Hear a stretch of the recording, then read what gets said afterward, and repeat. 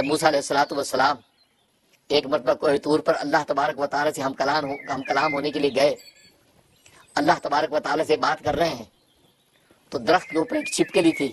اس چھپکلی نے پیشاب کر دیا، وہ چھینٹے آپ کے کپڑوں پر گرے، آپ کو کراہت محسوس ہوئی،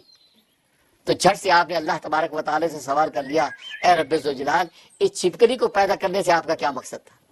یہ چھپکلی کیوں پیدا کیا؟ ظاہر ہے کہ موسیٰ علیہ السلام کا سوال بظاہر معقول تھا کہ بھیا اس کا کوئی فائدہ تو ہے نہیں ہمیں، الٹا اسے پیشاب کر دیا، یہ ایک تعفن پیدا ہوا۔ تو اللہ تبارک و تعالیٰ نے عجیب جواب دیا، فرمایا کہ اے موسیٰ، یہ چھپکلی 30 سال سے مجھے یہ سوال کر رہی ہے کہ اللہ تو نے موسیٰ کو کیوں پیدا کیا؟ موسیٰ کیوں پیدا کیا؟ کیونکہ چھپکلی سوچتی کہ موسیٰ کا مجھے تو کوئی فائدہ نہیں ہے، نہ موسیٰ نے اس چھپکلی کو دعوت دینی ہے، نہ تبلیغ کرنی ہے، نہ اس کو کھانا کھلانا ہے، نہ پانی پلانا ہے، تو موسیٰ کا کیا فائدہ ہے؟ تو چھپکلی نے یہی 30 سال سے مجھ سے سوال کر رکھے ہیں کہ موسیٰ کو اللہ تو نے کیوں پیدا کیا ہے، جو آج موسیٰ تو پوچھ رہا ہے کہ چھپکلی کو تو نے کیوں پیدا کیا؟ یہ خالق کائنات جانتا ہے کہ چھپکلی کو کس حکمت کے تحت پیدا کیا، موسیٰ کو کس حکمت کے تحت پیدا کیا۔ ہر مخلوق کو اپنی اپنی حکمت کے تحت اللہ تبارک و تعالیٰ نے پیدا کیا ہے، اور جو مسلط اس مخلوق سے مقصود ہے وہ مسلط دوسری مخلوق سے پوری نہیں ہو سکتی۔ اللہ تبارک و تعالیٰ نے ایون ہے کہ جانور پیدا کیا، حلال جانور پیدا کیے ہیں، اور حلال جانور بھی ورائٹی میں پیدا کیے ہیں۔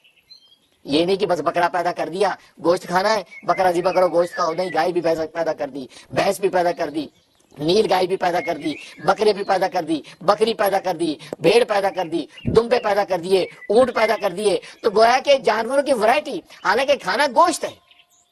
سب کے اندر میٹ اور گوشت ہے، لیکن اتنی ورائٹی کا کیا مطلب ہے؟ اس کا مطلب یہ کہ ہر ایک جو جانور اللہ تبارک و تعالیٰ نے کھانے کے قابل پیدا کیا، اس کے گوشت کی اپنی ایک نوعیت ہے، وہ نوعیت کسی دوسرے گوشت میں پیدا نہیں ہو سکتی۔ گائے کے گوشت سے جو آپ منافع حاصل کر سکتے ہیں، وہ منافع آپ بکرے کے گوشت سے حاصل نہیں کر سکتے۔